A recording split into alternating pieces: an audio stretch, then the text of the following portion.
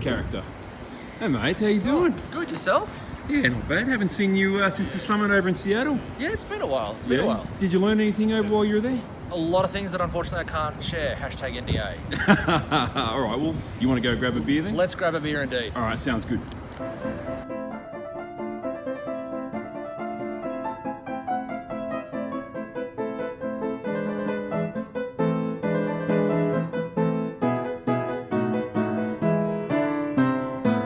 Well, cheers, mate. Cheers.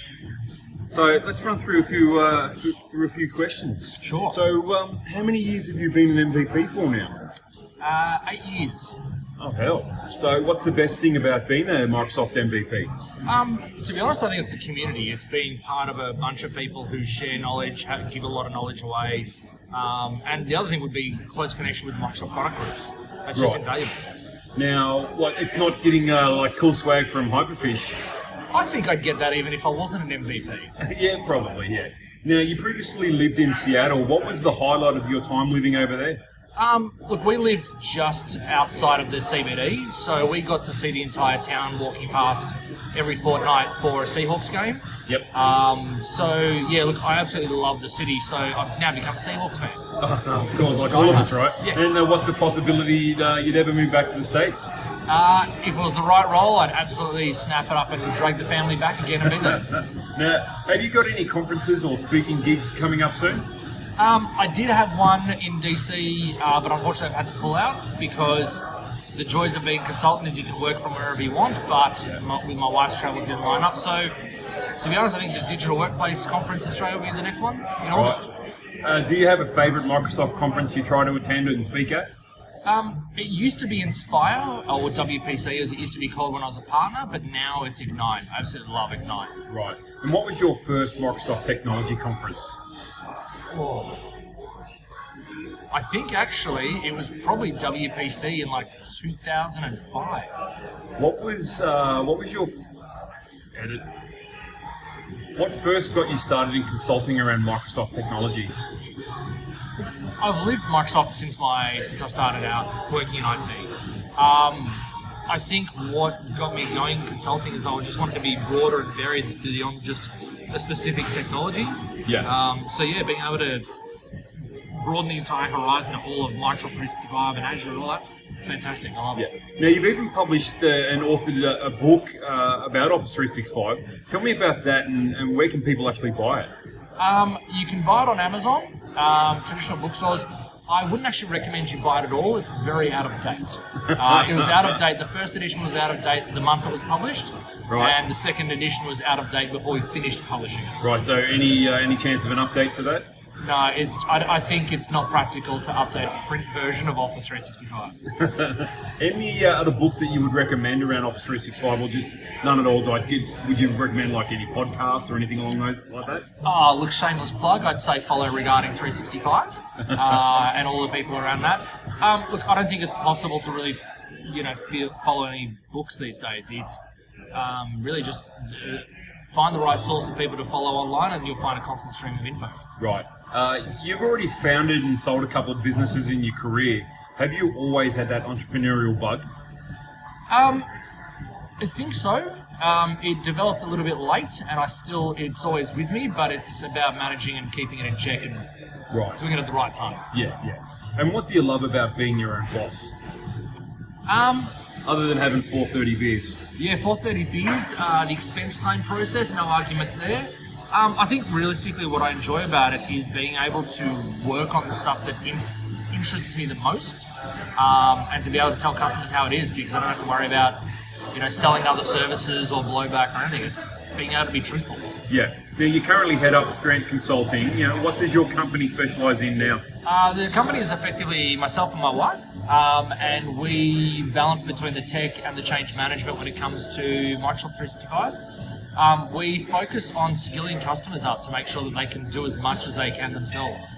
Right, yep. Is there a particular Office 365 service you love helping customers with? Look, obviously the flavour of the month is Teams. I think that has a huge change potential. But probably I'd say the other focus that I've got right now is To Do. I love To Do and I love what it can do for people. Right. Yeah. No, I really like to do as well. And it's certainly replaced a few things for me in what I do in a day sort of business sense. Are you seeing much change with the to-do service over the last sort of year? I mean, it's been out for a while now, but it's really had a long time. And same with Planner, right? It's taken a while to actually come through. Yeah, look, To-Do when it launched wasn't really birthed well. Had a number of shortcomings, but in the last probably 6 months, it has absolutely grown, and it's basically the first thing I recommend anybody use inside of Office 365. Once your mailbox is migrated, get into To-Do. Fix your own time, your task management. Fix yourself before you fix teamwork. Yeah. You're a huge promoter of Microsoft Teams. Any customer success stories you can share? Without giving names away, look, I've seen customer service teams use @mentions to alert their team to come out from behind the office, the door, and come to the front desk. I've seen it change some of my clients in how they have work from home policies and how they can actually have more part-time people because no one's a second-class citizen. Right. Now, what would be your top tip when rolling out Teams? Get your house in order. So migrate your files into SharePoint with Teams. Focus on the change management, the cultural side. Teams is not just a tool you turn on; it's a new way of working, and people need to be, really across that before you just thrust it upon them. What have you personally loved about moving from Skype for business to Teams?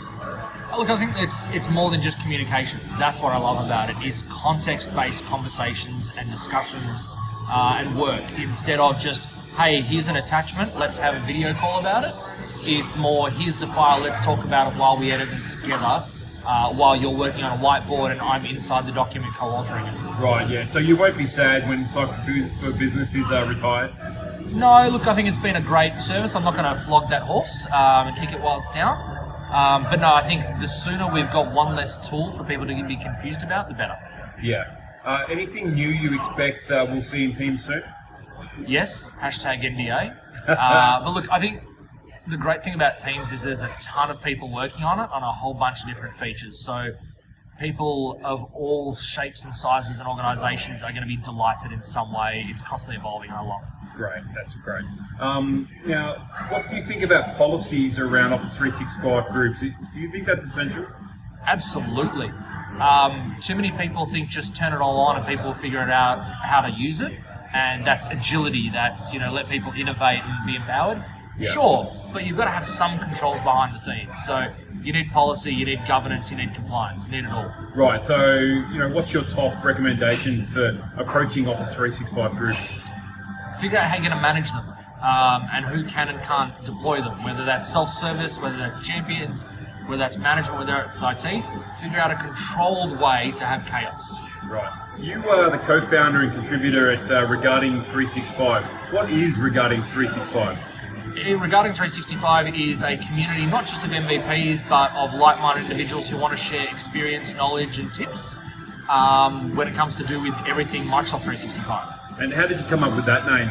Look, it started as Office 365 before we kind of expanded the scope to factor in Microsoft 365 as well as Dynamics 365. But the RE is capital, so it's kind of like a reply to do with an email. Gotcha. Now, hopefully I'll see Daryl next week at DWC. Any messages I should pass on? Have some fish and chips. Well, I'm going to ask Chris Ben that same question to find out where I can get some fish and chips. Now, how can people find and stay up with Regarding 365? Really just go to regarding365.com. We've got a YouTube channel, Twitter feed. Just follow that way. And what's good about it is we aggregate content from a variety of different sources. So you don't have to follow individuals, just follow that. Yeah. Now tell me about 365 Unplugged.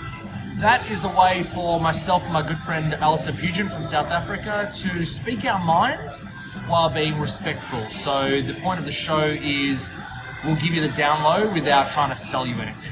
Right. Now, can you give me any insight on what you and Alistair will be talking about on the next episode? Look, I think, next episode, probably something to do with teams is a fair bet, but we do stuff outside of it. So Now, Alice has got a fair few tattoos. Is there any chance of you getting some sleeves done anytime soon? I have tattoos, but they're more to do with me as opposed to the products that I work with. So no, I'm not going to get product logos because, as we know, they change.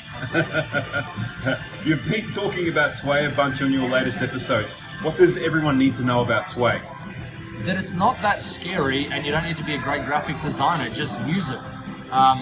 I started off not understanding its point, and it's something I use, I wouldn't say every day, but a lot. So just don't be afraid. It's a great tool.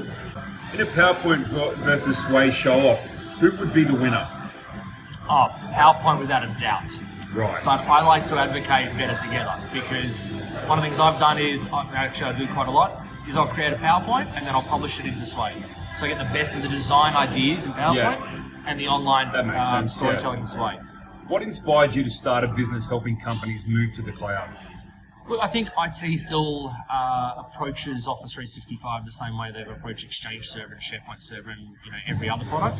So I really just want to help people with it, but at the end of the day, I've also got to feed my family. So yeah, you founded that business back in early 2010. How receptive were businesses to the cloud back then? So that was Paradise in 2010, and they were not receptive at all. People wanted a server under the desk they could kick.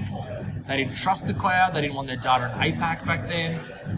They didn't trust Microsoft. So yeah, it was a really, really hard slog. So based on that, what was the most exciting migration to the cloud you've completed over those sort of early years? Look, I think we did a lot of firsts. So first not-for-profit, first health, first school. So I think I wouldn't say there was any one that stood out. But it was just exciting to actually get people on board and see their eyes light up when they discover what it can do. Yeah. Are you still finding that companies have those same reservations as they did in 2010? Yeah, absolutely. There's still a lot of reservations, not just about Teams being the flavour of the month or the flavour of the years, but even still about Office 365 in general. A lot of them still have that reservation. Right. Now, what's the number one reason you encourage companies to move off-prem? Because that way it becomes somebody else's problem and you get the latest and greatest features without having to do anything. No upgrades, no patches, no reboots, it's just there. Yeah, no, you're fully correct. You're a bit of a gadget junkie. Any new toys that you're loving? Just recently got a Amazon Echo Show in the kitchen. So big screen with a big speaker. But the gadget that I'm hoping to get for home, subject to price, is going to be a Surface Hub 2S. Ah, great. Now, I've actually been looking at some of those Amazon tools. Have you played with the new Amazon Echo that can also be paired and works as a smart hub for your home? No, I've already got a lot of that stuff because I've had the Echo devices for a while. So I've got a Harmony Hub. I've got Echo devices in pretty much every room of the house, including a car. Right, so fair to say that your house is pretty wired up. You can't say the word Alexa in the house without a device triggering. What's that number one gadget you can't live without? Oh, look, I'd have to say my phone. My phone accesses everything. So if I don't have that, I'm lost. Yeah, that's fair. I'm pretty much the same. All right, well, thanks, man. I'm going to let you get back to your beer, and I'm going to drink mine and head on with the rest of the